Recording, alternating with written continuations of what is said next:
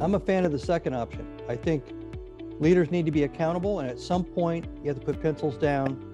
Somebody's responsible for saying, this is the way we're going to do it, and then they go do it. But I think you need to have that mastermind approach. And the SEALs bring in, and I encourage business leaders to do the same thing. I do it.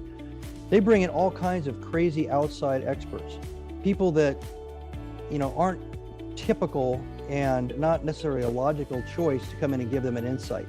Maybe about the terrain, maybe about the weather, maybe about the people they're going to be interacting with or moving through, maybe about an enemy's weapon system, all kinds of different questions.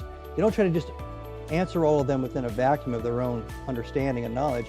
And they certainly don't expect that the officer in charge is just going to pull this out of their pocket. This is not an expectation at all. Right. Most of the experience in a special forces, special operations unit resides in the enlisted personnel, not in the officers. The officers have to be successful, the officers have to be really good at facilitating and drawing out all these elements I've been talking about, trying to get the best out of their men they can, both prior to a mission and then during a mission.